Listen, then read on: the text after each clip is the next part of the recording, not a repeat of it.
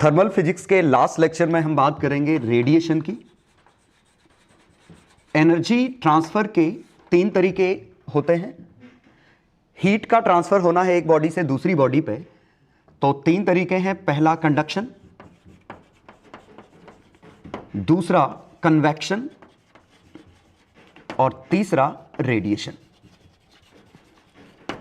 Conduction और convection दोनों में ही मटेरियल इज नीडेड और मीडियम इज नीडेड।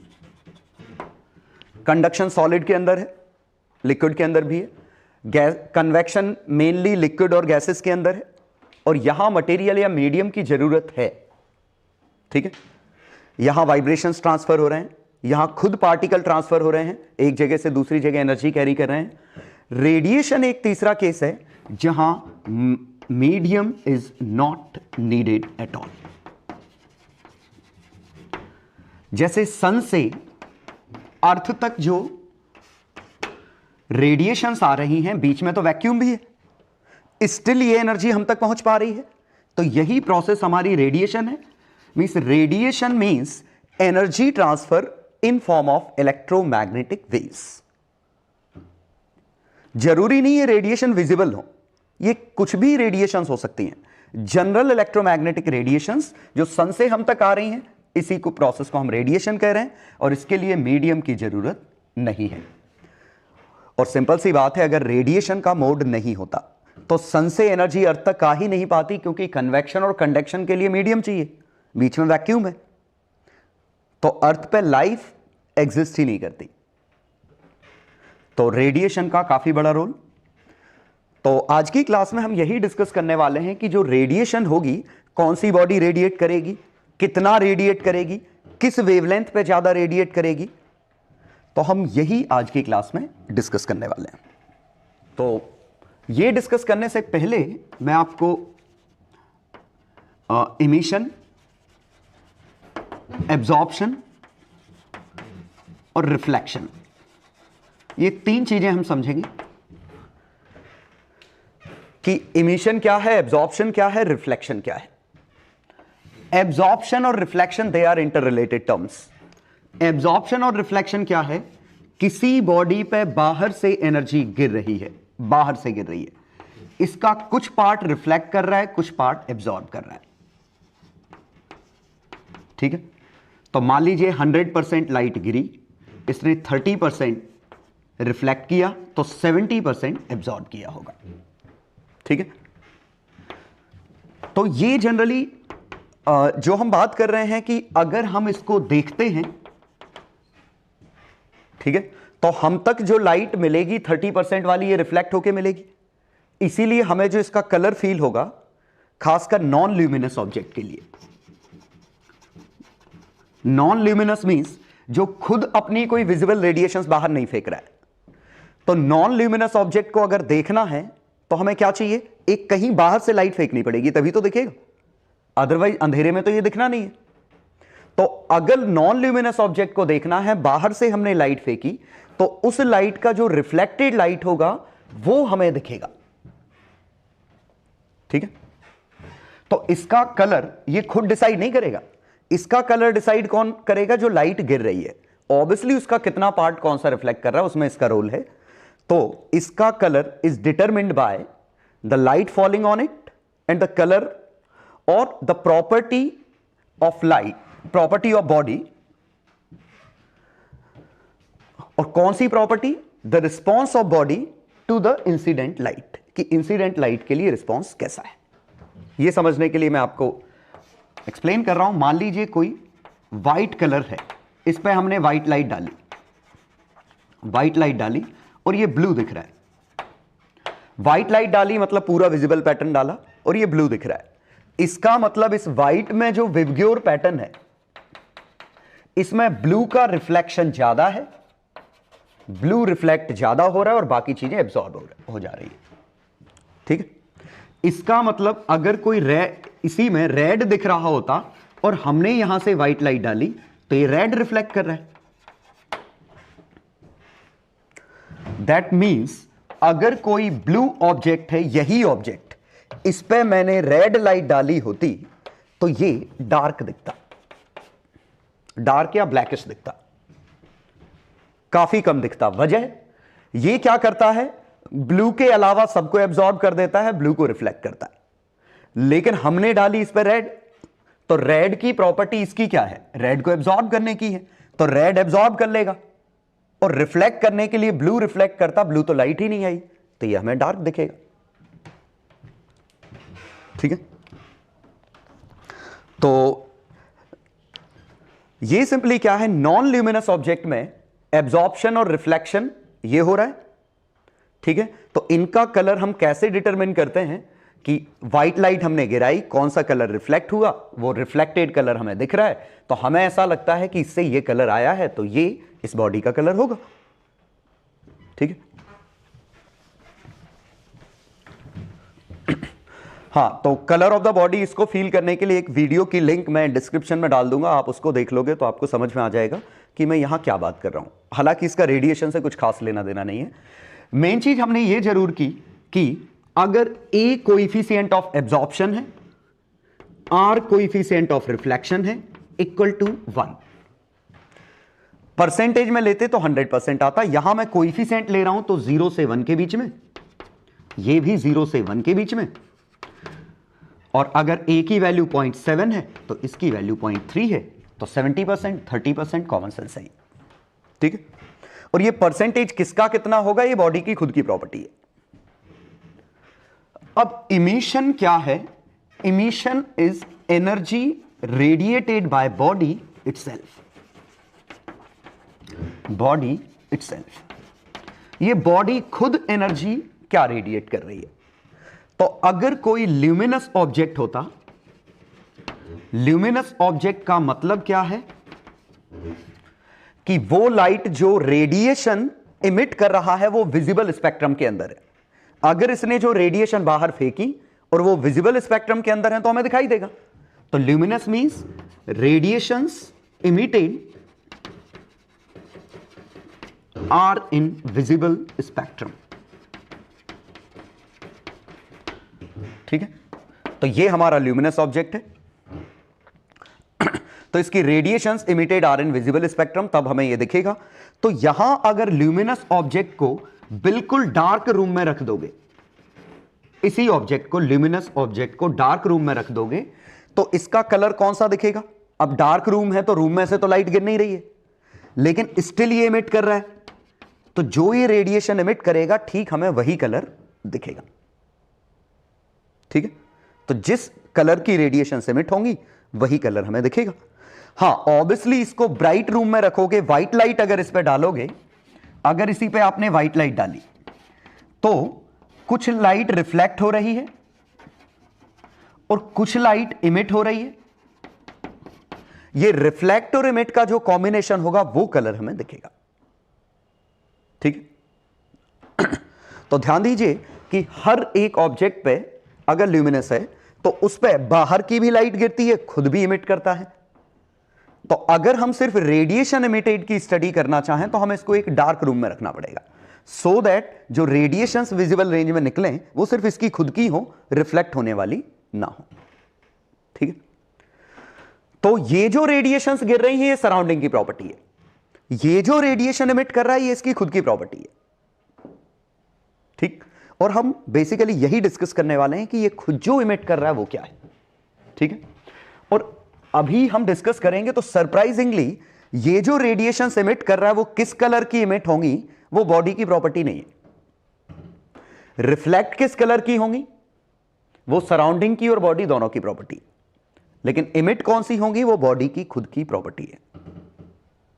ठीक है, तो ध्यान से सुनिएगा, आगे जो डिस्कशन है कि कुछ चीजें कॉमन सेंस ही नहीं लगती, लेकिन हम कोशिश करेंगे कि उनको कॉमन सेंस बनाएंगे। ठीक है, तो फिलहाल मैंने क्या डिस्कस किया कि दो तरह की रेडिएशंस हैं, एक बॉडी पे बाहर से गिर रही हैं, रिफ्लेक्ट हो रही हैं। ठीक है, तो जैसे मेरी इस टी शर्ट का कलर अगर ब्लू है, इसका कलर व्हाइट है, इसका कलर ब्लैक है, तो जो व्हाइट रेडिएशंस गिरी हैं इसने ब्लू रिफ्लेक्ट किया, इसने व्हाइट रिफ्लेक्ट किया और इसने ना के बराबर कोई कलर रिफ्लेक्ट किया, that's why it is black.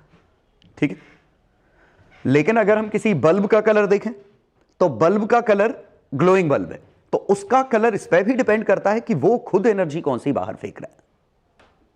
ठीक है, चलो तो आगे कंटिन्यू करते हैं इसको। हाँ, तो रेडिएशन को हमें स्टडी करना है कि रेडिएशंस इमिटेड, खुद की रेडिएशंस क्या हैं, तो हमें कुछ लॉज समझने पड़ेंगे। तो पहला हमारा है Prevost theory of heat exchange.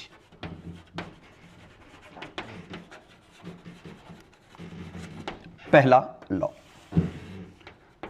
Prevost theory of heat exchange क्या है?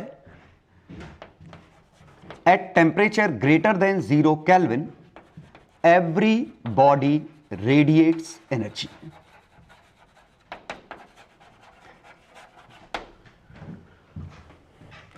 And also absorbs energy from surrounding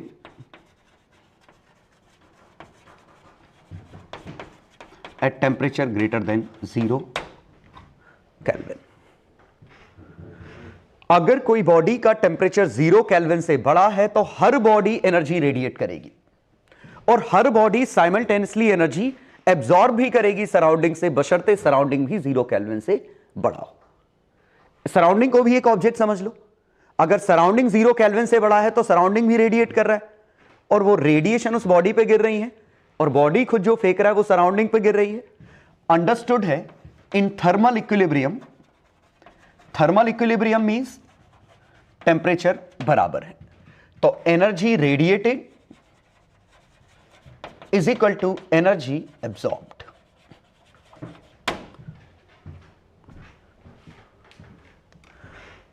ठीक है, in form of electromagnetic radiations. Understood है इलेक्ट्रोमैग्नेटिक रेडिएशन, हम कंडक्शन कन्वेक्शन की बात नहीं कर रहे हैं, हम बात कर रहे हैं जहां रेडिएशंस एब्जॉर्ब हो रही हैं, रेडिएशंस ही इमिट हो रही हैं, जहां कांटेक्ट नहीं है, मटेरियल नहीं है। तो एनर्जी रेडिएटेड और एनर्जी एब्जॉर्ब्ड थर्मल इक्विलिब्रियम में बराबर होगी। लेकिन अगर temperature of body is more, जैसे ये temperature body, temperature surrounding, if T1 is more then T2 तो एनर्जी रेडिएटेड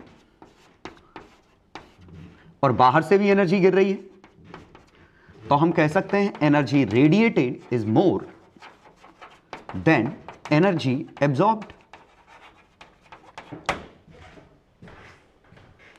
और energy absorbed can also be written as energy incident from surrounding into small a। Small a कौन सा, जो हमने अभी कुछ देर पहले बात की थी, fraction of absorption, coefficient of absorption, कि कितना फ्रैक्शन एब्जॉर्ब कर रहा है, तो इस पे एनर्जी कितनी गिरी इनटू स्मॉल a। तो सराउंडिंग से कितनी एनर्जी गिर रही है उसमें स्मॉल a का मल्टीप्लाई कर दो, ये एनर्जी एब्जॉर्ब्ड है और एनर्जी रेडिएटेड ज्यादा होगी। और अगर T1 is less than T2 है तो ये कुछ ऐसे बनेगा, और T1 और T2 अगर आपस में बराबर हैं तो ऑब्वियसली इक्वल होंगे। ठीक है, तो ये Prevost theory of heat exchange है कि हर बॉडी अपने सराउंडिंग के साथ एनर्जी एक्सचेंज कर रही है बशर्ते temperatures are more than 0 kelvin.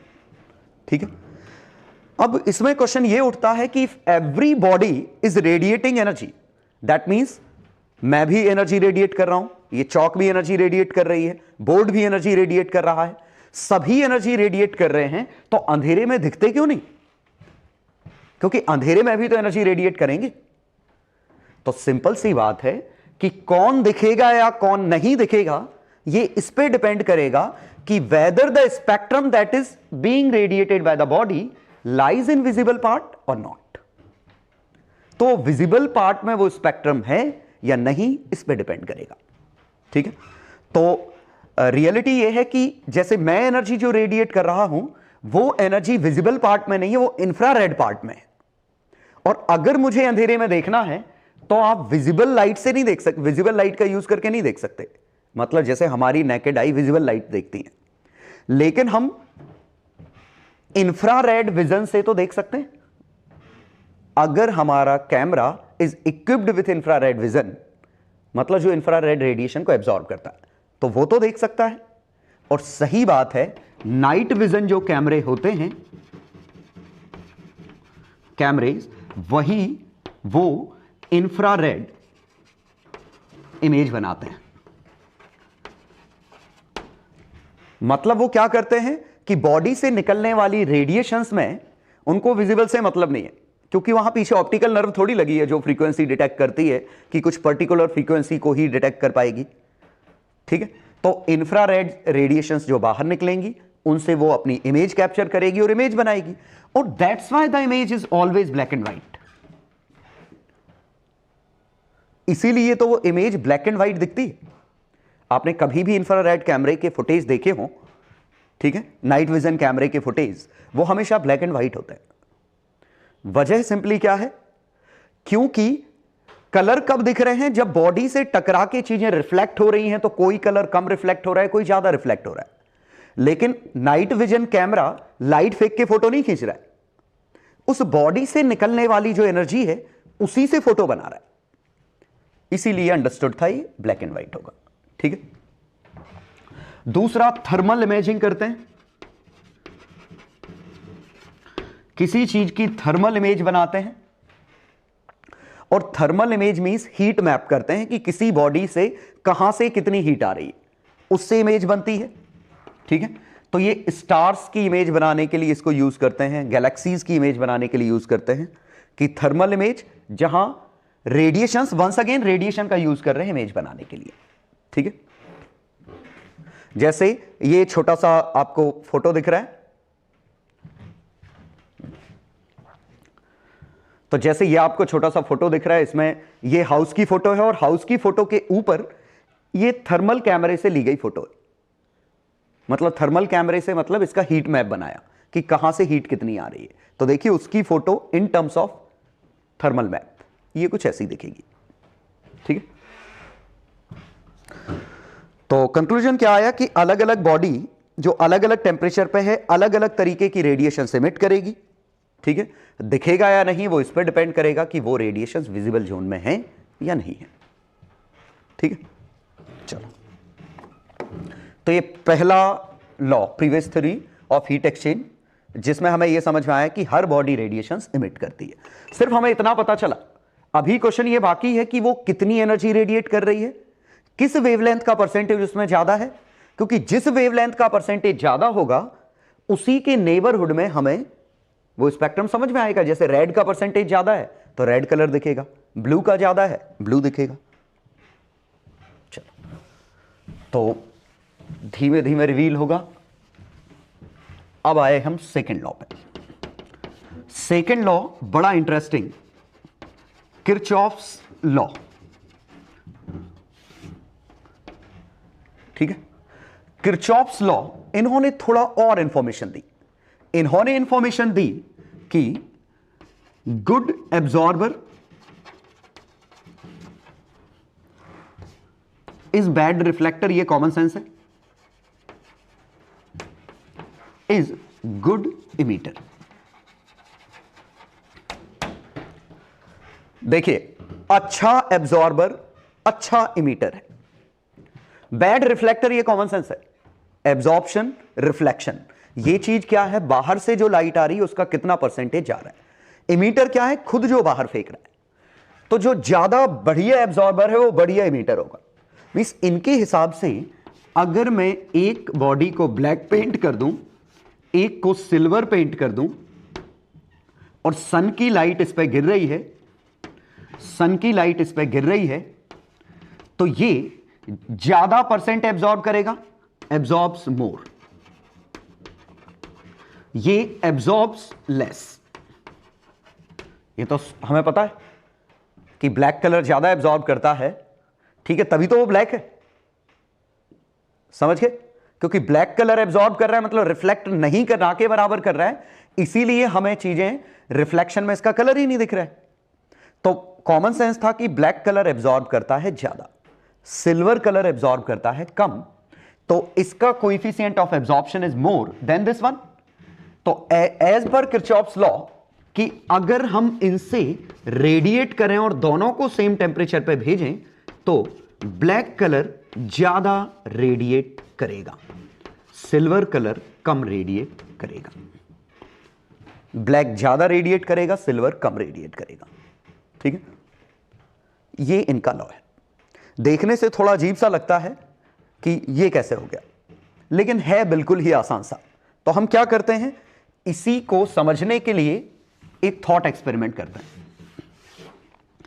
ये ब्लैक कलर, ये सिल्वर कलर, ब्लैक सिल्वर, दोनों को एक रूम में रखा और रूम का टेंपरेचर T है, इसका भी टेंपरेचर T है, इसका भी टेंपरेचर T है, सभी का टेंपरेचर T केल्विन है। अगर सभी का टेंपरेचर T केल्विन है तो whole of the system is in thermal equilibrium. Whole system is in thermal equilibrium. Thermal equilibrium means energy radiated और एनर्जी एब्जॉर्ब सब बराबर, ठीक है। और अगर ये थर्मल इक्विलिब्रियम में है तो ये जितनी एनर्जी एब्जॉर्ब करेगा ठीक उतनी ही रिफ्लेक्ट करे, उतनी ही इमिट करेगा, क्योंकि ये अगर इक्विलिब्रियम में है तो ब्लैक पे ज्यादा एनर्जी गिर रही है, ज्यादा एनर्जी एब्जॉर्ब हो रही है, तो ठीक उतनी ही एनर्जी रेडिएट हो रही होगी, तभी तो जाके इक्विलिब्रियम में है। तो बी के लिए हम कह सकते हैं it absorbs more, that means it radiates more. ये absorbs less, that means it radiates less. क्योंकि अगर हम ज्योमेट्री सेम रखें तो हम मान लीजिए ब्लैक का मान लेते हैं एब्जॉर्प्शन 0.9 है, सिल्वर का एब्जॉर्प्शन 0.2 है। अगर ज्योमेट्री सेम है तो चारों तरफ से बराबर रेडिएशंस गिरेंगी, सबको बराबर मौका मिलेगा। तो अगर एनर्जी U फॉल्स तो क्या होगा, 0.9 U एब्जॉर्ब्ड, 0.1 U रिफ्लेक्टेड। इस पे U फॉल्स तो 0.2 U एब्जॉर्ब्ड, 0.8 U रिफ्लेक्टेड। तो नेट 0.9 एब्जॉर्ब है तो 0.9 U भी इमिट होगा, इससे 0.2 U इमिट होगा। क्यों? क्योंकि एब्जॉर्ब्ड, देखिए रिफ्लेक्टेड तो इसने ली नहीं, रिफ्लेक्टेड तो वापस कर दी, तो टेंपरेचर इसका कौन बढ़ा सकता था, जो पार्ट एब्जॉर्ब्ड है, लेकिन फिर भी नहीं बढ़ा, तो ठीक उतना ही इमिट होगा। इसका टेंपरेचर कौन बढ़ाता, 0.2 U जो एब्जॉर्ब हुआ, लेकिन टेंपरेचर नहीं बढ़ा तो ठीक उतना ही इमिट हुआ। रिफ्लेक्टेड तो इसने कभी ली नहीं थी, तो ये दोनों आपस में बराबर हैं, ठीक है। यही हमारा किरचॉफ्स लॉ है। हाँ, तो किरचॉफ्स लॉ का कंक्लूजन क्या है कि जो बेस्ट पॉसिबल एब्जॉर्बर है, बेस्ट पॉसिबल एब्जॉर्बर क्या है, जब A = 1 हो, इससे बेहतर एब्जॉर्बर तो नहीं हो सकता, वही बेस्ट पॉसिबल इमीटर है। उससे बेहतर इमीटर नहीं हो सकता। और इस बेस्ट पॉसिबल एब्जॉर्बर को हम नाम देते हैं परफेक्ट ब्लैक बॉडी। ध्यान दीजिए, परफेक्ट ब्लैक बॉडी जरूरी नहीं है कलर ब्लैक हो, कोई ऐसा रूल नहीं है कि परफेक्ट ब्लैक बॉडी ब्लैक ही हो। जैसे सन ऑलमोस्ट परफेक्ट ब्लैक बॉडी है। वो क्या होता है कि कलर हम डिसाइड करते हैं अमाउंट ऑफ रिफ्लेक्शन से, लेकिन अगर कोई बॉडी रिफ्लेक्ट ही नहीं कर रही है, मतलब सिंपल सी बात है कि सन का कलर जो हमें दिख रहा है वो उसकी रिफ्लेक्शन की वजह से कलर नहीं दिख रहा है, वो रेडिएशंस की वजह से कलर दिख रहा है। जबकि डेली लाइफ में जो हम कलर की बात करते हैं वो रिफ्लेक्शन की वजह से बात करते हैं। तो कंफ्यूजन ये होने लगता है कि सन तो हमें दिख रहा है, तो फिर ये ब्लैक बॉडी कैसे है, ठीक है। सन पे अगर कोई लाइट डालोगे तो लाइट रिफ्लेक्ट होके हम तक नहीं आएगी, समझ गए। तो जैसे ये सन है, सन पे अगर आपने कोई लाइट डाली तो वो रिफ्लेक्ट होके हम तक नहीं आनी है, वो पूरी की पूरी सन के अंदर एब्जॉर्ब हो जाएगी। तो जो कलर दिखेगा हमें ये वाला नहीं दिखेगा, वो कलर ये दिखेगा जो सन खुद रेडिएट कर रही है। तो perfect black body doesn't reflect at all, और since it doesn't reflect, its color is purely decided by the radiations emitted by the body itself, not by the radiations which are falling on the body from surrounding. तो perfect black body का colour इनसे decide नहीं होता, reflection वाले से, ठीक है, खुद से डिसाइड होता है। हाँ, अगर खुद इमिट नहीं कर रहा होगा या खुद विजिबल स्पेक्ट्रम में इमिट नहीं कर रहा होगा तो वाकई में वो परफेक्ट ब्लैक होगा, लेकिन खुद इमिट कर रहा होगा तो उसका कलर कुछ और दिख सकता है। तो उम्मीद है समझ में आया होगा कि परफेक्ट ब्लैक बॉडी का कलर ब्लैक होगा अगर ये खुद रेडिएशंस विजिबल स्पेक्ट्रम में इमिट ना करे। ठीक है, तो आप बाहर से लाइट डालोगे उससे तो ये नहीं दिखेगा कभी, लेकिन अगर खुद ने ही इमिट कर दिया कलर तो फिर वो दिखेगा। तो ऑब्वियसली ये बेस्ट पॉसिबल इमिटर है और यही मैं कह सकता हूं doesn't reflect at all. Ideally perfect black body exist नहीं करती, क्योंकि आइडियली ऐसी कोई बॉडी नहीं जो 100% जितनी रेडिएशंस गिरे वो पूरी की पूरी एब्जॉर्ब कर जाए। तो जो हमने रेडिएशंस इस पे गिराई हैं उसका कुछ पार्ट रिफ्लेक्ट हो रहा है, मैक्सिमम पार्ट एब्जॉर्ब हो रहा है, और ये रिफ्लेक्टेड पार्ट ऑलमोस्ट 0 हो और एब्जॉर्प्शन पार्ट ऑलमोस्ट 1 हो, ये हमारी परफेक्ट ब्लैक बॉडी है। हाइपोथेटिकली बना सकते हैं ऐसे कि हमने एक बॉडी ली ये, और ये प्योर रिफ्लेक्टर है बाहर की तरफ से, और इस पे हमने कोई लाइट फेंकी और लाइट ऐसे टकरा के इसके अंदर ट्रैप हो गई। तो हम जो लाइट गिरा रहे हैं वो इसके अंदर ट्रैप हो गई, तो हम इसको परफेक्ट ब्लैक बॉडी मान सकते हैं। प्रैक्टिकली इंपॉसिबल है कि लाइट को आप हमेशा ट्रैप करके रख पाओ, कभी ना कभी टकराते टकराते यहां से निकल ही जाएगी। ठीक है, लेकिन जब तक ये ट्रैप है तब तक ये परफेक्ट ब्लैक बॉडी है। तो एक हाइपोथेटिकल केस है कि जो भी एनर्जी गिर रही है वो पूरी की पूरी एनर्जी एब्जॉर्ब कर ले रहा है। ठीक, तो शायद ये समझ पा रहे होंगे कि परफेक्ट ब्लैक बॉडी लिमिट है किसी भी चीज के रेडिएट करने की, कि इससे बेहतर रेडिएटर नहीं हो सकता। ठीक है, तो ये हमारा किरचॉफ्स लॉ है। और परफेक्ट ब्लैक बॉडी, अब मैं अगर एक और टर्म डिफाइन करूं E, this is called coefficient of emission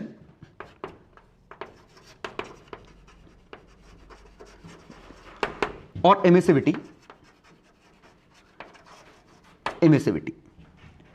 तो coefficient of emission is equal to coefficient of absorption is equal to 1 for perfect black body,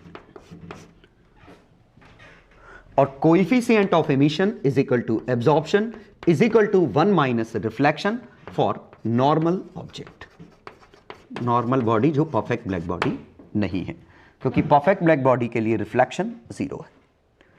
ठीक है, तो अब मुद्दा यह उठता है कि व्हाट इज E। तो E चीज क्या है, E क्या है?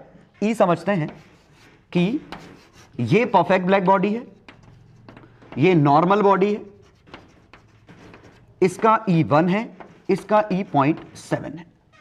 मतलब अगर परफेक्ट ब्लैक बॉडी ने उस टेम्परेचर पे जो एनर्जी रेडिएट की अगर वो U होती, तो नॉर्मल बॉडी ने जो एनर्जी रेडिएट की वो 0.7 U होगी।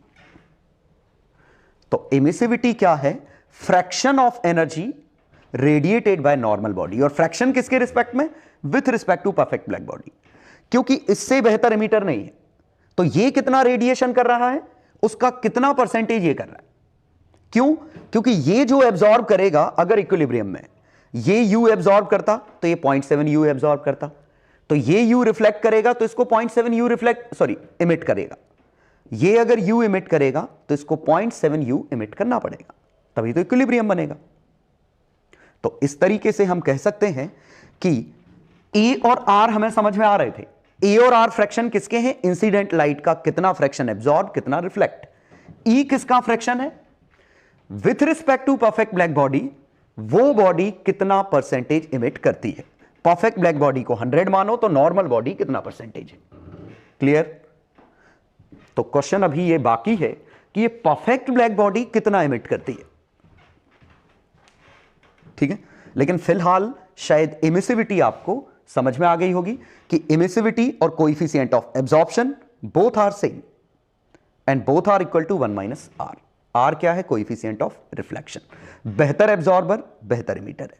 बेस्ट पॉसिबल एब्जॉर्बर क्या है? Perfect black body. तो A की वैल्यू 1, वही बेस्ट पॉसिबल इमिटर है, E की वैल्यू 1, बाकी सभी उससे कम ही आएंगे। तो हमें ये डिस्कशन करना है अगला कि आखिरकार ये इस u की वैल्यू कितनी है। ठीक है, करते हैं। तो आखिरकार वो u की वैल्यू कितनी है उसके लिए हमें पढ़ना पड़ेगा एक और लॉ, स्टीफन्स लॉ। ठीक है, हां, इन सभी लॉज के प्रूफ हम क्लासिकल फिजिक्स से दे भी नहीं पाएंगे। इवन जो हम एक और लॉ पढ़ेंगे, 4 लॉ पढ़ेंगे टोटल, तो इन 4 लॉज में हम क्लासिकल फिजिक्स आपको मदद नहीं कर पाएगी। ये क्वांटम फिजिक्स का पार्ट है, जो भी ये पार्ट चल रहा है वो क्वांटम फिजिक्स का पार्ट है। ठीक है, हम उसको इस तरीके से पढ़ रहे हैं कि आपको क्वांटम की जरूरत ना पड़े, इसीलिए हमने क्या लॉज समझे और बस उनको याद कर लिया। तो स्टीफन्स लॉ ये क्या है? Intensity radiated bye perfect black body at temperature T Kelvin is directly proportional to T to the power 4 और intensity is equal to sigma T to the power 4। कोई भी परफेक्ट ब्लैक बॉडी कितनी intensity emit करेगी, मतलब कितनी light बाहर निकलेगी या इलेक्ट्रोमैग्नेटिक रेडिएशंस कितने बाहर निकलेंगे, बात चल रही है इंटेंसिटी की। कितनी इंटेंसिटी से एनर्जी बाहर निकलेगी वो सीधे टेम्परेचर इन केल्विन, टी के मतलब टेम्परेचर इन केल्विन, उसकी प्रॉपर्टी है और टू दी पावर 4 पे डिपेंड करेगा। आप इसको इंपेरिकल लॉ की तरह समझिए कि एक्सपेरिमेंट कर करके आंसर निकाले गए और उससे एक फॉर्मूला बनाया तो टी टू दी पावर 4 पे डिपेंड कर रहा था। ये परफेक्ट ब्लैक बॉडी के लिए है। तो पावर रेडिएटेड अगर पूछा होता by perfect black body at temperature T Kelvin is equal to sigma A T to the power 4। A क्या है? Exposed area. ए है एक्सपोज्ड एरिया, मतलब बॉडी का कौन सा एरिया रेडिएशन इमिट कर रहा है। जैसे बॉडी ये है तो इसके बाहर वाले एरिया से रेडिएशन इमिट हो रही होगी, तो इसका सरफेस एरिया जो रेडिएशन इमिट कर रहा होगा। हां, जहां तक आप अंदर की बात करें तो अंदर से जो इमिट होगी भी वो इसी पे गिर जाएगी। अगर कैविटी होती तो अंदर से जो इमिट होती वो वहीं के वहीं गिर जाएगी। नेट कहां? बाहर वाले एरिया से इमिट हो रही है। तो power radiated bye perfect black body ये है। तो power radiated by normal object, और ये क्या आएगा? अगर परफेक्ट ब्लैक बॉडी का आंसर इतना है तो नॉर्मल ऑब्जेक्ट का आंसर कितना है? ये। और स्मॉल ई की जगह आप स्मॉल ए भी लिख सकते हैं, न्यूमेरिकली बोथ आर सेम। तो आप इसको कोएफिशिएंट ऑफ एब्जॉर्प्शन एक कुछ दिया होगा इससे,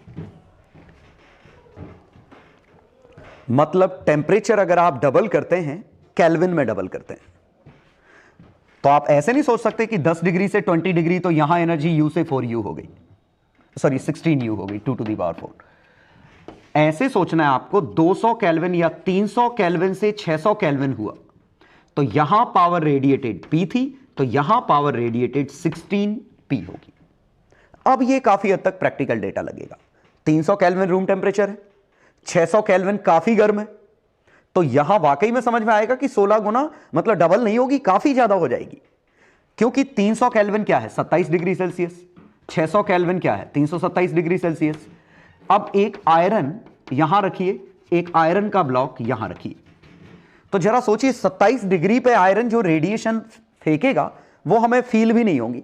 इवन हम टच करेंगे हमें ठंडा लगेगा, और दूर से भी देखेंगे तो हमें रेडिएशन फील नहीं होंगी। लेकिन 327 डिग्री सेल्सियस पे जब ये रेड हॉट हो जाएगा तब जो रेडिएशन इमिट करेगा वो काफी ज्यादा होगी, और काफी ज्यादा कितनी? 16 गुनी पावर होगी। ठीक है, तो ये तो हमें पहले से समझ में आ रहा था कि greater the temperature greater will be the amount of radiations, और ये भी समझ में आ रहा था लीनियर वेरिएशन नहीं है, क्योंकि डबल तो नहीं होता, यहां काफी ज्यादा हो जाता है। तो क्या variation? By quadratic, T to the power 4 variation है। ठीक है, ऑब्वियसली एरिया का रोल है, क्योंकि इतना आयरन का ब्लॉक है और इतना आयरन का ब्लॉक है, और हम यहां पे हाथ रखें, यहां पे हाथ रखें इतने डिस्टेंस पे, तो ऑब्वियसली यहां ज्यादा गर्म लगेगा, क्योंकि ज्यादा एरिया एक साथ रेडिएट कर रहा है। फील करो, यहां एक ब्लॉक है, यहां ऐसे कई ब्लॉक हैं, तो यहां अगर 5 ब्लॉक हैं, ये U है तो ये 5U है, तो इसका एरिया A, इसका 5 है, तो इंडिपेंडेंटली पांचों ब्लॉक एनर्जी फेंक रहे हैं, तो एरिया के प्रोपोर्शनल तो एनर्जी आनी ही थी। तो एनर्जी रेडिएटेड या पावर रेडिएटेड की बात कर रहे हैं तो sigma A T to the power 4। चलो, तो लास्ट इसमें अब हमारा काम यह भी हो गया है, हमें यह पता चल गया कि कितनी एनर्जी रेडिएट करेगा। लेकिन एक बहुत बड़ा मुद्दा अभी भी बाकी है कि जो एनर्जी रेडिएट करेगा वो किस वेवलेंथ की होगी, उसमें किस वेवलेंथ का कंट्रीब्यूशन कितना होगा। तो वीन्स डिस्प्लेसमेंट लॉ, इन्होंने यह बताया कि जो एनर्जी रेडिएट होगी वेवलेंथ का इंटेंसिटी रेडिएटेड के साथ उन्होंने ग्राफ बनाया। आई लैम्डा क्या है? इंटेंसिटी फॉर लैम्डा, लैम्डा के रिस्पेक्ट में इंटेंसिटी कितनी है, इन्होंने इसका ग्राफ बनाया। और यह ग्राफ कुछ ऐसा बना, मतलब छोटे वेवलेंथ की प्रोबेबिलिटी ना के बराबर, बड़े वेवलेंथ की प्रोबेबिलिटी ना के बराबर। एक पर्टिकुलर वेवलेंथ ऐसी है जिसकी प्रोबेबिलिटी लैम्डा एम, जिसके लिए इंटेंसिटी मैक्सिमम है। मतलब अगर हम इसका कलर देखेंगे तो इसमें सबसे ज्यादा कंट्रीब्यूशन इसका है, तो इसके करस्पॉन्डिंग अगर कोई विजिबल कलर हुआ तो हमें वो दिखाई देगा, अदरवाइज नहीं दिखाई देगा। ठीक है, तो ये हमारा वीन्स डिस्प्लेसमेंट लॉ है। तो इन्होंने लैम्डा एम और टेम्परेचर का फंक्शन बताया था कि लैम्डा जिसके करस्पॉन्डिंग मैक्सिमम इंटेंसिटी है और टेम्परेचर का प्रोडक्ट कांस्टेंट है। और जैसे यहां सिग्मा, पता नहीं मैंने बोला कि नहीं, सिग्मा स्टीफन्स कांस्टेंट था, सिग्मा स्टीफन्स कांस्टेंट है और सिग्मा की value 5.6 into 10⁻⁸ watt per metre square kelvin to the power 4। ऐसे ही बी वीन्स कांस्टेंट है, नाम इनका 2.8 इंटू 10⁻³ और kelvin metre, B kelvin metre, लगभग इतना। आपको याद नहीं करना है, कांस्टेंट आपको गिवन होंगे। ठीक है, ठीक है, तो ये मैं एक्सप्लेन करता हूं इस चीज को, लैम्डा एम वाले को। फिलहाल बस इतना समझिए कि अगर मैं टेम्परेचर बढ़ाऊंगा तो लैम्डा घटेगा। ठीक है, तो टेम्परेचर बढ़ाने पे वेवलेंथ कम होती है। वेवलेंथ कौन सी? जिसके करस्पॉन्डिंग इंटेंसिटी सबसे ज्यादा आ रही है। तो आई लैम्डा क्या था कि अलग अलग लैम्डा की इंटेंसिटी अलग अलग थी, कि जो रेडिएशंस निकल रही हैं वो ढेर सारे वेवलेंथ की निकल रही हैं। उन वेवलेंथ में किसका कंट्रीब्यूशन सबसे ज्यादा है? लैम्डा एम का। वो किस पे डिपेंड करेगा? टेम्परेचर पे। ठीक है, तो ये अभी मैं फिर से एक्सप्लेन कर रहा हूं, पहले ये मैं एक बार ओवरव्यू ले लूं, फिर मैं इस पे वापस आऊंगा। पहला क्या था कि हमें देखिए चारों लॉज ने थोड़ी थोड़ी बात हमें समझाई है। पहला क्या था कि हर बॉडी अपने सराउंडिंग के साथ एनर्जी एक्सचेंज करती है, भले चाहे वो आपको दिखे रेडिएट करते हुए या ना दिखे। दिख रही है रेडिएट करते हुए तो विजिबल स्पेक्ट्रम में रेडिएट कर रही है, करेगी हमेशा। ठीक है, तो जो रेडिएट ज्यादा करेगा, एब्जॉर्ब कम करेगा, वो ठंडा हो रहा होगा। जो एब्जॉर्ब ज्यादा करेगा वो गर्म हो रहा होगा। इक्विलिब्रियम में दोनों बराबर है। सेकंड क्या था? जो एब्जॉर्ब ज्यादा करता है वो इमिट भी ज्यादा करेगा। ठीक है, और इसका बेस्ट पॉसिबल केस क्या है? Perfect black body. तो इमीटर का भी बेस्ट पॉसिबल केस क्या है? Perfect black body. उसके लिए कोएफिशिएंट ऑफ इमिशन 1 है, एब्जॉर्प्शन 1 है, रिफ्लेक्शन 0 है। स्टीफन्स लॉ इन्होंने थोड़ा और समझा दिया कि टेम्परेचर अगर आपको पता है तो इंटेंसिटी रेडिएटेड आप किसी भी, ये इंटेंसिटी है, ये पावर रेडिएटेड आप निकाल सकते हैं कि वो बॉडी उस समय कितनी पावर रेडिएट कर रही है। And the last one is Wien's displacement law. It tells about the spectrum of radiations, कि जो रेडिएशंस एमिट कर रही है उसमें किस वेवलेंथ का कंट्रीब्यूशन कितना है। तो इस वेवलेंथ के नेबरहुड में कंट्रीब्यूशन सबसे ज्यादा है, और वो कुछ इस तरह। इन चारों ही लॉज के हमारे पास प्रूफ नहीं है, हमें बस एक तरीके से लॉज की तरह ही समझना है। ठीक है, चलो तो लास्ट वाले लॉ को मैं थोड़ा और डीप में एक्सप्लेन करता हूं इसको। वीन्स डिस्प्लेसमेंट लॉ, और इस लॉ के हिसाब से इंटेंसिटी रेडिएटेड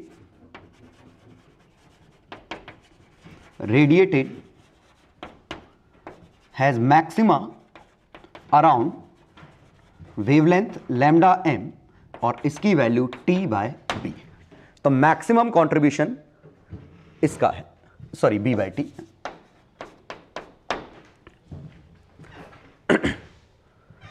तो लैम्डा m की वैल्यू B/T, ये कंट्रीब्यूशन। तो जैसे हम देखते हैं कि अगर हमारा आयरन होता, ठीक है, इसका टेम्परेचर मान लीजिए मैंने रखा 300 केल्विन। अब हम इसका लैम्डा m देखें तो लैम्डा m आता 2.8, इसको 3 मान लेता हूं, 3 × 10⁻³ 10⁻5। और 10⁻5 कितना है?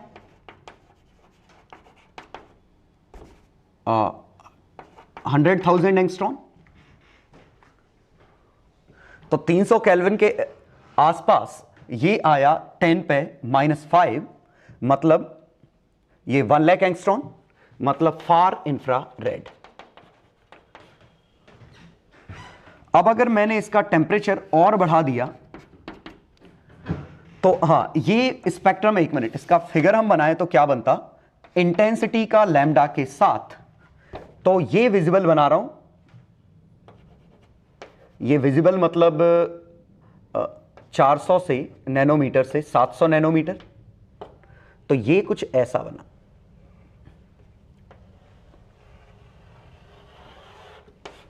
और यहां 0, ये इसका फिगर है। अब मैंने लैम्डा m टेम्परेचर मान लीजिए ले लिया 600 केल्विन। तो लैम्डा m सॉल्व करने पे 50,000 एंगस्ट्रॉन आया। मतलब ये ग्राफ थोड़ा पीछे खिसकेगा,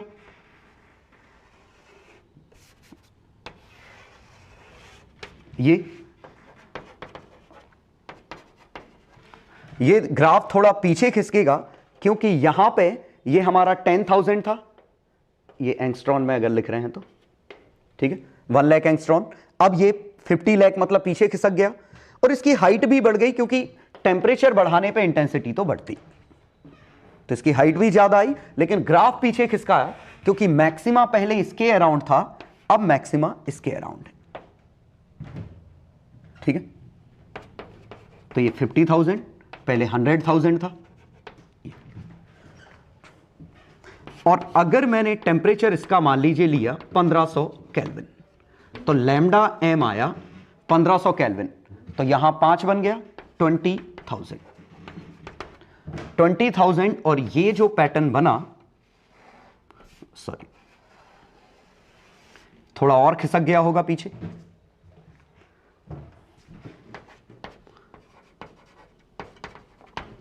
ये कुछ ऐसे। तो ग्राफ पीछे की तरफ खिसक रहा है और इससे हम कंक्लूजन क्या निकाल पा रहे हैं, जरा समझिए। ये हमारा विजिबल स्पेक्ट्रम है,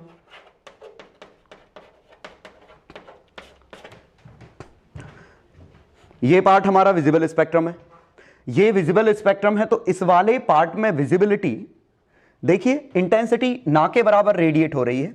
तो ये एनर्जी तो रेडिएट कर रहा है, लेकिन उस जगह जहां से हम देख नहीं पाएंगे, नेकेड आई से ये नहीं दिखेगा अंधेरे में।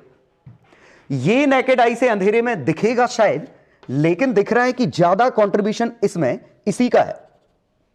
तो कौन सा कलर दिखेगा हमें? रेडिश। मतलब 600 केल्विन के आसपास इसका कलर रेड के अराउंड होगा, इसका कलर रेड के आसपास होगा, ठीक है। थोड़ा और 20,000 लिया तो रेड तो दिखेगा, उसके साथ बाकी कलर भी दिखेंगे। तो ये येलोइश हो जाएगा, येलो के आसपास, क्योंकि रेड के साथ येलो कलर वो दिखने लग गए, ऑरेंज दिखने लग गए। तो यहां रेडिश ऑरेंज दिखेगा, यहां, ठीक है, रेडिश येलो दिखेगा। तो टेम्परेचर बढ़ाने पे इस तरीके से इसके कलर बदलेंगे। और सही बात है कि रेड हॉट ऑब्जेक्ट आप लेते हैं, जब रेड हॉट कहते हैं तो ये मतलब ऐसा है कि 700-800 केल्विन है, और आपने बिल्कुल येलो की तरफ चला गया तो और ज्यादा गर्म है। तो ये कुछ हद तक डेटा आपको समझ में आ रहा है। हाँ, खास बात यह है कि इसके मुकाबले ये हाइट बढ़ी, ये और बढ़ी। तो ये हाइट सबकी बढ़ रही है, लेकिन मैक्सिमा इधर खिसक रहा है। तो ये जैसे पहले परसेंटेज विजिबल का नहीं था, अब विजिबल का थोड़ा परसेंटेज आ गया, अब विजिबल का और ज्यादा आ गया क्योंकि हाइट ओवरऑल बढ़ गई है। और विजिबल का परसेंटेज आया, उसमें भी रेड का ज्यादा है, तो ये हमारा वेन्स डिस्प्लेसमेंट लॉ है। इंपॉर्टेंट इसमें यह है कि इस फॉर्मूले में कहीं भी बॉडी की प्रॉपर्टी यूज नहीं हुई। इस फॉर्मूले में बॉडी की प्रॉपर्टी यूज नहीं हो रही है। मतलब बॉडी चाहे कोई सी भी क्यों ना हो, कलर तो सेम आएंगे, चाहे वो बॉडी आयरन की हो, इवन चाहे वो वुड हो, चाहे कुछ भी हो। और सही बात है, आग में अगर आप किसी चीज को डाल दो, वुड डालो, आयरन डालो, सभी रेड हॉट ही तो दिखते हैं। ठीक है, सभी का कलर वही तो हो जाता है। चाहे स्टील की चम्मच डालो, चाहे एल्यूमिनियम वाली चम्मच डालो, चाहे आप वुड डाल दो, अगर आपने आग में डाल दिया और स्टडी स्टेट आ गई, मतलब temperature of fire is same as that of temperature of body, तो सबका कलर एक सा होता है। क्यों? क्योंकि रेडिएशन का कलर खुद रेडिएशन डिसाइड कर रही है। रिफ्लेक्शन वाला कलर कुछ और प्रॉपर्टी थी, लेकिन रेडिएशन का कलर तो ये खुद डिसाइड करेगा। क्लियर? तो उम्मीद है ये चीज आपको समझ में आ गई होगी। ठीक है, कि वीन्स डिस्प्लेसमेंट लॉ आखिरकार है क्या और क्या बताता है। ठीक है, तो वीन्स डिस्प्लेसमेंट लॉ से हमें क्या पता चलता है कि किस टेम्परेचर पे बॉडी कितनी रेडिएशन एमिट कर रही है और उसका कलर किसकी तरफ है, कि है भी कि नहीं। तो एट लो टेम्परेचर्स कलर नहीं दिखते हमें, लेकिन जब टेम्परेचर बढ़ाते हैं तो सबकी हाइट बढ़ती है तो कलर दिखने लगते हैं। लेकिन उस कलर में भी कौन सा कलर दिखेगा वो डिपेंड करेगा इस पे। ठीक है, कि उसका एक्चुअल टेम्परेचर क्या है। इसीलिए वीन्स डिस्प्लेसमेंट लॉ का यूज हम कर सकते हैं किसी भी चीज का टेम्परेचर पता करने के लिए, बशर्ते हमें उसकी रेडिएशन हम तक पहुंच जाए। चलो, ब्लैक बॉडी रेडिएशन में वीन्स डिस्प्लेसमेंट लॉ समझने के लिए हम एक छोटा सा वीडियो देखते हैं। छोटी सी मूवी है, एक्टर्स दिख गए होंगे।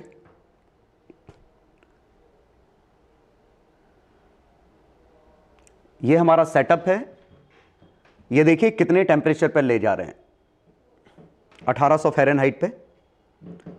अभी दोनों का कलर डिफरेंट है, आयरन बॉल और ब्रिक का, क्योंकि ये रिफ्लेक्शन की वजह से कलर है।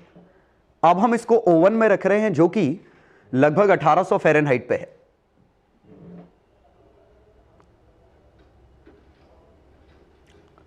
अभी भी कलर्स डिफरेंट हैं क्योंकि टेम्परेचर डिफरेंट है। सराउंडिंग का टेम्परेचर और इनका टेम्परेचर डिफरेंट है, that's why colours are different. लेकिन अब ये समय के साथ हीटअप होंगे। 30 मिनट्स लेटर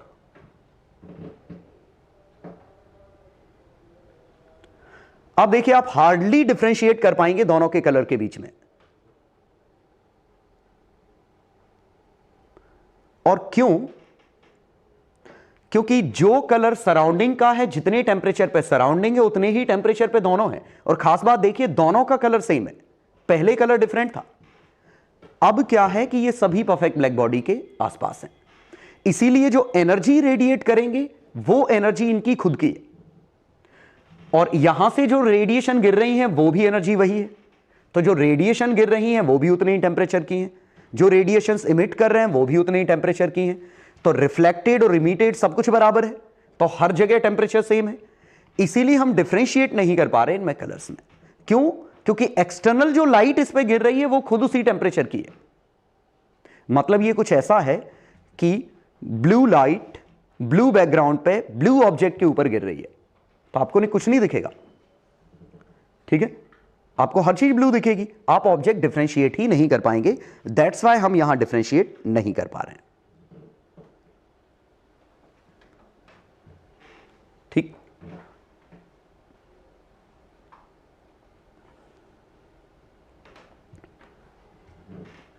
तो ये दोनों में डिफरेंस है। रूम टेम्परेचर पे जब थे तो ये है, और ओवन के टेम्परेचर पे इमेजेस कुछ ऐसी दिख रही हैं।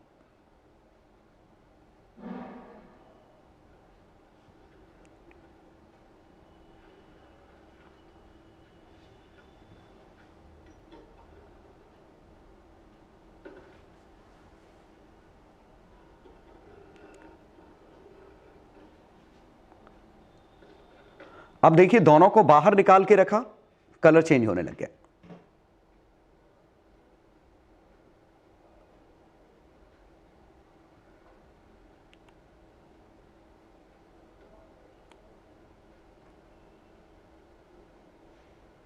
क्योंकि अब टेम्परेचर अलग अलग इंस्टेंट पे इनका अलग अलग है, और ऑब्वियसली सराउंडिंग का टेम्परेचर भी डिफरेंट था, इसीलिए सराउंडिंग में दोनों अलग ही क्लियरली विजिबल है। लेकिन टेम्परेचर अलग अलग है तो अब इनके कलर्स भी अलग अलग हैं। तो आई होप कि आपको समझ में आ गया होगा कि रेडिएशंस का कलर के साथ क्या रिलेशन है। चलिए, ये छोटा सा सिमुलेशन है वेन्स डिस्प्लेसमेंट लॉ का। हाँ, ये छोटा सा सिमुलेशन है वेन्स डिस्प्लेसमेंट लॉ का। इसमें देखिए अल्ट्रावायलेट, विजिबल, इंफ्रारेड, ये जोन है, ये कलर है ऑब्जेक्ट का, ये ऑब्जेक्ट का कलर है जो इस समय पे दिखेगा। यहां से हम टेम्परेचर चेंज करेंगे, ठीक है। तो पहले हम अर्थ पे आते हैं, रूम टेम्परेचर पे। अब देखिए रूम टेम्परेचर पे यहां देखिए ग्राफ हमें ये दिख रहा है। जब मैं टेम्परेचर कम कर रहा हूं तो देखिए ग्राफ की हाइट ना के बराबर हो गई। देखिए ऐसा नहीं कि ग्राफ बना नहीं है, ग्राफ है, लेकिन इतनी छोटी हाइट है कि वो निगलेक्ट हो गया। और अर्थ पे जब हम लाए तो यहां देखिएगा ये बॉडीज, ये देखें दिख ही नहीं रही है। मतलब रूम टेम्परेचर पे यहां जो ऑब्जेक्ट है वो विजिबल नहीं है, क्योंकि हम किस एक्सपेरिमेंट की बात कर रहे हैं, एक बिल्कुल डार्क में रखा हुआ है, बाहर से कोई लाइट नहीं गिर रही है। यहां पे एक ऑब्जेक्ट रखा है, रूम टेम्परेचर पे वो नहीं दिखेगा। अब हम उस ऑब्जेक्ट को हीट कर रहे हैं, हीट कर रहे हैं तो देखिए पहले रेड हॉट हुआ, ये रेड कलर दिख रहा है, इसका मैक्सिमा यहां कहीं है, तो ये काफी छोटी हाइट है और मैक्सिमा यहां है। अब मैं और कलर इसका बढ़ा रहा हूं, मैक्सिमा इधर आया, और कलर बढ़ा रहा हूं, मैक्सिमा पीछे आया। और अब इस ग्राफ से आपको समझ में आएगा कि उस चीज का कलर कौन सा दिखने वाला है। यहां पे देखिए जब ये यहां पे था, यहां कहीं रखता हूं, तो यहां पे रेड का ही कंट्रीब्यूशन है थोड़ा बहुत, बाकी का कंट्रीब्यूशन ना के बराबर है। तो इसको हम जूम करके देख लेते हैं।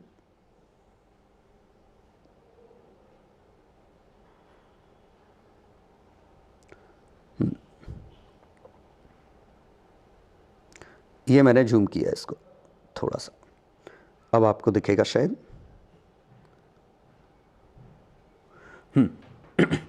अब देखिए मैक्सिमा यहां कहीं है, यहां देखिएगा कि रेड के नेबरहुड में थोड़ी बहुत लाइट है, यहां एनर्जी ना के बराबर है, इसीलिए इसका कलर रेड दिख रहा है।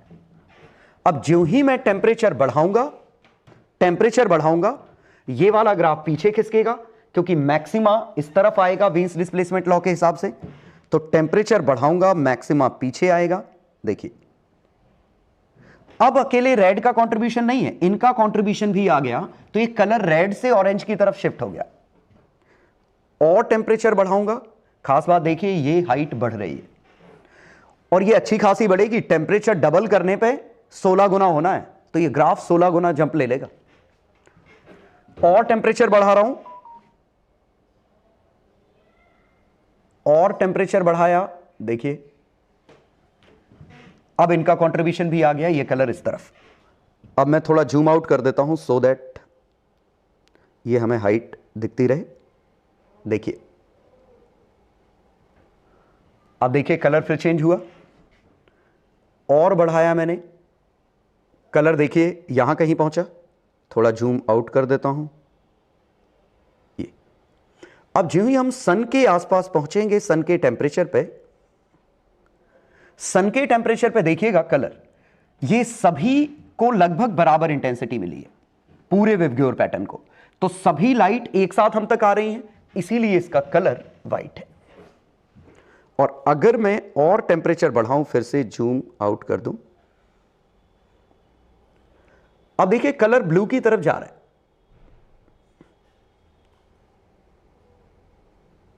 ये देखिए इसका कलर ब्लू की तरफ जा रहा है, क्योंकि ब्लू इसका परसेंटेज ज्यादा है as compare to reddish part. अब देखिए हम ये सीरियस ए पे पहुंचे, तो देखिए बिल काफी हद तक ये ब्लू है, क्योंकि इनका परसेंटेज और भी कम हो गया। मतलब जो स्टार्स ज्यादा ही टेम्परेचर पे हैं, कितने पे देखिए 9850 केल्विन पे, तो उसका टेम्परेचर ब्लू है। और हम सन की बात करें तो सन हमारा 5000 केल्विन के आसपास है। ये तो 5000 केल्विन के आसपास कलर व्हाइट है, क्योंकि सभी का परसेंटेज ऑलमोस्ट बराबर है। ठीक है, और हम और नीचे आते हैं तो कलर रेड की तरफ शिफ्ट होता है। ये देखिए, रूम टेम्परेचर पे कलर ऑलमोस्ट रेड है और बिल्कुल ही रूम टेम्परेचर पे आ गए तो हमें दिखेगा ही नहीं। ठीक है,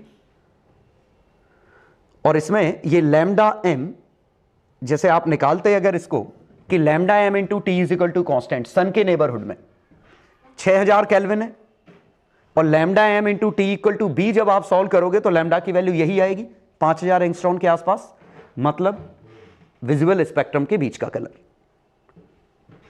ठीक,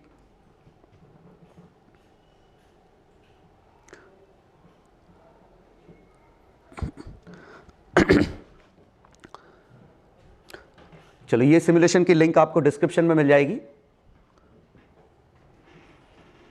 हाँ, इस सिमुलेशन की लिंक आपको डिस्क्रिप्शन में मिल जाएगी, तो आप इसके साथ खेल लेना, आपको और अच्छे से समझ में आ जाएगा। ये यहां आपको डेटा दिख रहा है, और ये डेटा कैसे निकलेगा, sigma T to the power 4। यहां खास बात ये है, ये जो डेटा है इंटेंसिटी का, sigma T to the power 4, आप सॉल्व करके देखोगे यही आएगा। ये जो डेटा है ये lambda m into T equal to B से सॉल्व करने पे आएगा। बाकी मेरे ख्याल से अंडरस्टूड है, बाकी चीजें सब समझ में आ रही है, और डिटेल में मैं आपको एक्सप्लेन करूंगा अभी मैथमेटिकली।